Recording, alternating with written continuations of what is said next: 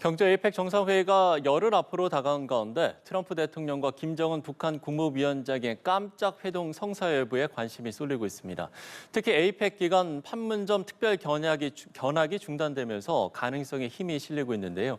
자세한 내용 김혜수 한국군사문제연구원 안보전략실장과 함께 짚어보겠습니다. 실장님 안녕하십니까? 네, 안녕하세요. 네. 자, 트럼프 대통령과 김정은 위원장의 만남. 그래서 이게 가능성이 점점 희박해지는 게 아니냐라는 전망이 그동안 또 나왔었는데 다시 이 CNN 보도가 나오면서 좀 분위기가 바뀌어가고 있는 것 같습니다. 그러니까 트럼프 행정부 당국자들이 비공개로 김정은 위원장과의 만남을 논의하고 했다 이런 이제 보도인 거잖아요. 이 보도 어떻게 좀 보셨어요? 이제 트럼프 행정부 입장에서는요, 네. 당국자들이 플랜 B를 항상 준비해야 되는 거죠. 혹시 이제 있을지 모르잖아요. 네, 그렇죠. 그러면은 이제 미리 준비를 해야 되니까 비공개 회의를 할 수밖에 없었다라고 하는 거고요. 그러니까 이제 이런 긍정적인 보도가 있는가 하면은 또 다른 한편으로는 네. 사실상 북한과 소통이 전무하기 때문에 회담을 하기 위한 어떤 진지한 계획이 없다 이렇게 나오거든요.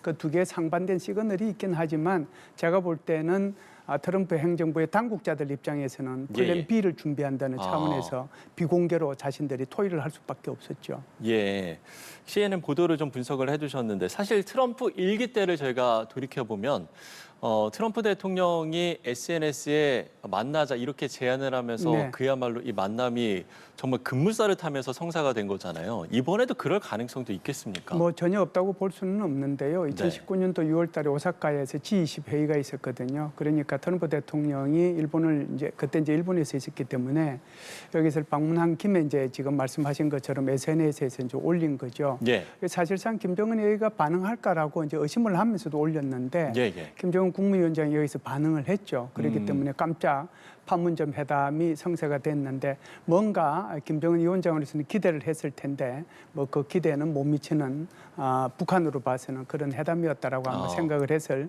가능성이 있다라고 봐요. 네. 그럼에도 불구하고 어찌됐든 이번에도 지금 트럼프 대통령이 26일부터 말레이시아를 포함해가지고 아시아 순방에 나서지 않습니까? 그래서 아세안 정상회의에 갔다가 일본을 방문하고 그리고 29일, 30일 한국을 방문하도록 돼 있거든요. 예. 30일 이후에, 그러니까 31일 이후죠. 31일, 11월 1일은 에이펙 정상회의가 계획이 돼 있지만 거기에 참석할 그런 계획은 트럼프 대통령은 없는 것 같고요. 어찌됐든 그 뒤에 일정은 지금 비어 있는 상태거든요. 그렇기 때문에 그런 일정들을 고려해서 정말 깜짝 김정은이가 여기에 동의한다면 깜짝 회동도 가능하지 않겠는가 이렇게 보죠. 예. 그때는 호응을 했고, 네. 그러면 이번에는 호응을 할 것인가? 만약 이제 물론 이제 이것도 가정을 두자면 트럼프 대통령이 이제 SNS라든지 어떤 이제 만나자라는 이제 제안을 한다라는 가정하에서 네. 이번에는 과연 호응을 할 것인가? 만약에 만남에는 호응하지 않다면 또 어떤 다른 반응을 내놓을 것인가? 이 부분은 어떻게 전망하세요? 글쎄요, 이제 뭐 호응을 할 가능성, 호응을 하지 않을 가능성 이것은 뭐 돗자리를 펴봐야 그렇죠. 알 텐데 네. 결국은 이제 김정은 위원장이 어떻게 보면은 결정권을 가지고 있다 이렇게 이제 보거든요. 그렇죠. 키는 김정은 위원장이 그렇죠. 있다. 왜 그러냐면은 이제 트럼프 대통령도 그렇고 만나고 싶어 할 거고 만나고 싶다라고 이제 여러 번 얘기를 했고요. 네. 또 여러 가지 이제 대화의 조건들을 많이 내걸었었잖아요. 그러니까 북한이 비핵화를 하기를 원한다라고 하면 대화는 항상 열려 있다 이렇게 얘기를 하다가 최근에는 이제 사실상 아무런 조건 없이 김정은 위원장을 만날 용의가 있다 이렇게까지 이제 양보하면서 그 대화의 가능성을 열어놓은 거잖아요. 그러니까 트럼프 대통령 입장에서는 대화를 하고 싶은 거죠. 그러면은 이제 여기에 대해서 김정은 위원장이 일정 부분 답변을 해야 되는데. 아직까지는 거기에 대한 답변은 안 했어요. 대신에 이제 지난번에 간접적으로 최고인민회의에서 시정연설을 통해서 미국이 이 비핵화에 대한 그 고집 이것을 털어버리면 뭐 못 만날 이유가 없다. 그 정도로 얘기를 했거든요. 그 뒤에 이제 계속해서 미국에서 이렇게 대화의 가능성 또는 대화의 조건인 수준을 낮췄음에도 불구하고 현재까지는 이제 대답이 없단 말이죠. 네네. 그래서 미국 입장에서는 김정은 입장에서는 아마 이런 생각을 할 겁니다. 자기가 원하는 만큼 어떤 조건 그것을 미국이 제시하면 아마 벌써 대답을 했을 거예요. 그래서 제가 볼 때는 아직까지 그 정도 수준의 그런 조건이 제시되지 않았다라고 김정은이가 생각하고 있는 건 아닌가. 네네. 그렇기 때문에 지금까지 아무런 답변이 없는 거거든요. 안 만나겠다고 얘기도 안 하고 만나겠다고 얘기도 그러게요. 안 하는 거예요. 그래서 이제 결국은 뭐 깜짝으로 만날 수는 있겠지만 현재까지는 그런 상황이다 이렇게 보죠. 예. 자, 이런 가운데 제가 이제 서두에도 말씀을 드렸습니다만 지금 에이펙 기간 판문점 특별 견학이 중단이 됐잖아요. 이 부분은 어떻게 봐야 되겠습니까? 그래서 아마 우리 시청하시는 분들께서도 판문점 특별 견학을 아마 갔다 오신 분들이 있을 텐데 네네. 여기를 가려면 사전에 이제 명단들을 다 제출해야 돼요. 그 명단지를 제출하면은 유엔사에서 그걸 가지고 이제 신원 조회도 하고 이게 일정도 보고 이제 워낙 많이 들어오고 그러니까 인원이나 시간이나 이런 것들을 다 조정을 하거든요. 그런데 여기서도 이제 결국 유엔사에서도 이 가능성에 대해서 대비를 해야 되는 거잖아요. 예. 그러니까 여기서도 플랜 B를 준비하는 거죠. 그렇기 때문에 실제로 이제 만일 뭐 31일이든 또는 11월 1일이든 그 어간에 이제 혹시 판문점에서 이런 정상회담이 있게 되면 예. 그 사이에 여기 이제 방문하겠다라고 이제 했던 사람들이 그 못 가게 되는 거잖아요. 그런 것을 사전에 차단하기 위한 목적으로 일부러 뭐 의도적으로 여기 이제 견학하는 것을 이번에는 이제 보류시킨 게 아닌가 이렇게 보죠. 예, 알겠습니다. 뭐 진짜 물 한 잔 드셔도 네, 될 것 같고요. 예. 자, 그런가 하면 지금 이제 북한의 상황을 보면 지금 이제 중국과 러시아와 그야말로 밀착 행보를 보이고 있는 예, 예. 상황이잖아요. 이런 어떤 외교적인 상황도 이 북미 회담에 영향을 줄 가능성이 있습니까? 이거는 이제 우리가 2018년도 상황을 이제 고려해 보면은 네네. 알 수 있을 텐데요. 2018년도에는 이제 한국과 북한 사이의 정상회담 그리고 이제 미국과 북한 사이의 정상회담 다시 이제 2019년도 정상회담 이런 식으로 연결이 됐잖아요. 그러면 이제 왜 그랬겠는가 하는 거거든요. 그러니까 2016년, 2017년이 이제 결정적인 데인데요. 2016년과 2017년도에 북한은 핵 실험을 2번 이렇게 하고 그리고 또 장거리 미사일도 계속 발사하고 그랬잖아요. 그러다 보니까 유엔 안전보장이사회에서는 북한에 대해서 계속적인 제재를 가했죠. 그래서 북한이 수입하는 중요한 것들 모두 금지시키고 북한이 수출하는 수산물까지도 다 금지시켰단 말이죠. 그러니까 북한으로 들어오고 나가는 모든 것을 금지시켰다고 해도 과언이 아니에요. 그 2년 동안에 유엔 안보리 결의안 통과시킨 것만 해도 7개거든요. 그 유엔 안보리 결의안에는 사실상 중국과 러시아도 다 찬성을 했습니다. 그러니까 그때는 이제 북한이 이제 탈출구를 찾아야 되는 거죠. 그 탈출구를 찾은 게 바로 이 평창 올림픽을 계기로 해서 남북 정상회담, 미북 정상회담으로 연결이 됐다 이렇게 볼 수 있는 거고요. 지금 상황은 그때하고는 많이 다르죠. 사실상 작년도에 북한하고 러시아는 사실상 정상회담을 통해 가지고 북러 군사 조약을 다시 이제 체결을 했다시피 해도 과언이 아니잖아요. 그러니까 동맹을 복원했거든요. 그리고 이제 쿠르스크에 북한군을 파병하기로 했단 말이죠. 그러니까 든든한 안보 지원군을 하나 등에 업은 거죠. 예. 게다가 이제 우리가 지난 9월 3일 날 이 김정은 위원장이 천안문 막루에 올라가서 사실상 시진핑 주석으로부터 직사 대접을 받은 거나 다름이 없잖아요.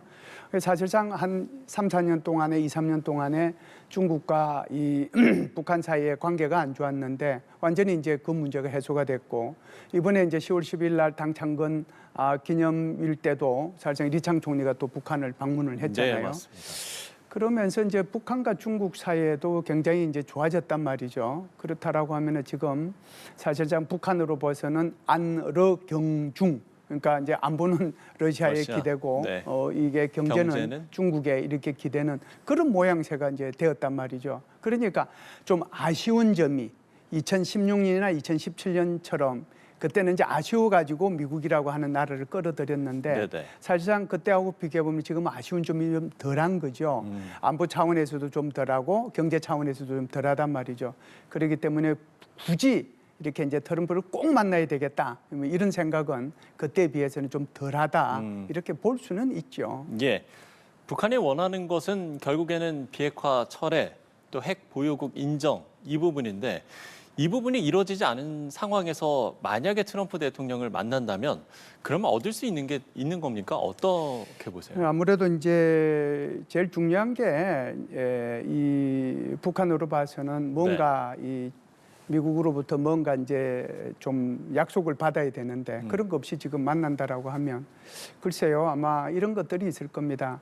지금 김정은 위원장 입장에서 보면 올해 중국과 정상회담도 하고 러시아도 정상회담 하지 않았습니까? 예.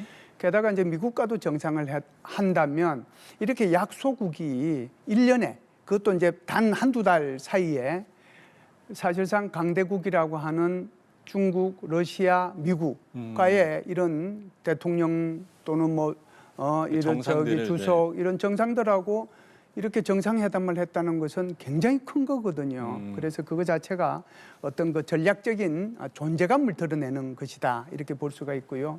또 하나는 이런 전략적 존재감이 국제사회에서뿐만이 아니고 북한 내에서는 체제 유지하는 데 엄청나게 이제 도움이 되겠죠.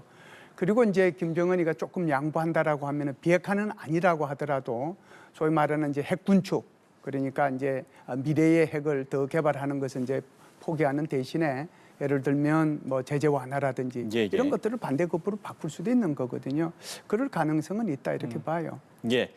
자, 일각에서는 북미 정상회담이 성사되지 않더라도, 그러니까 트럼프 대통령과 김정은 위원장의 만남이 성사되지 않더라도 트럼프 대통령이 임진각을 방문해서 대북 메시지를 내놓을 가능성에 대한 이야기도 하더라고요. 이 부분도 가능성이 있다라고 보세요. 뭐 가능성이야 뭐 항상 모든 것이 다 있는 거죠. 시나리오야 뭐 네네. 이런 시나리오 저런 시나리오로 가능한데 지금은 이제 28일 날 이게 한국에 들어온다는 거잖아요. 그래서 한미 정상회담을 하고 29일 날에는 29일 날 한미 정상회담하고 30날 미중 정상회담을 한다는 거잖아요. 그러면은 결국 이제 시간 날 수 있는 게 뭐 오전에 미중 정상을 하면 오후가 시간이 날 거고 오전에 이제 뭐 갔다 오고 오후에 하게 되면 이제 이게 서로 바뀌게 될 텐데 글쎄요, 뭐 굳이 이제 그럴 필요까지는 있겠나 하는 생각은 하는데 그래도 아무래도 이제 뭐 여기까지 와서 그런 이런 메시지를 발표를 한다라고 하면 임직각 등에서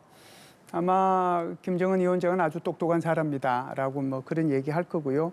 조건 없는 대화를 나는 하고 싶다 그런 얘기를 할 거고 한반도 평화와 안보를 위해서 같이 만나서 얘기해 보는 것이 좋지 않겠느냐.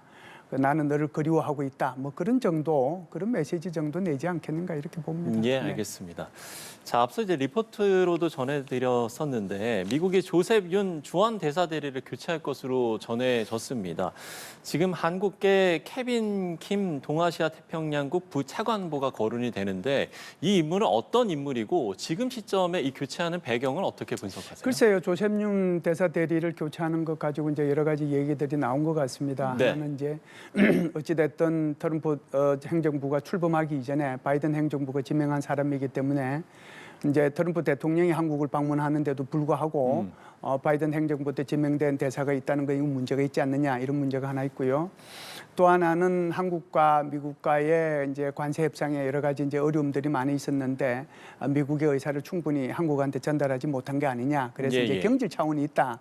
이렇게 이제 얘기하는 분석이 있는가 하면 다른 분석은 전혀 좀 다른 것 같습니다. 지금 말씀하신 이제 케빈 킴이라고 하는 사람, 이 사람은 이제 트럼프 1기 행정부 때죠. 2018년, 2019년도에 그때 당시에 이제 대북 정책 미 국무부의 대북 정책 담당한 했던 사람이 스티븐 비건이잖아요.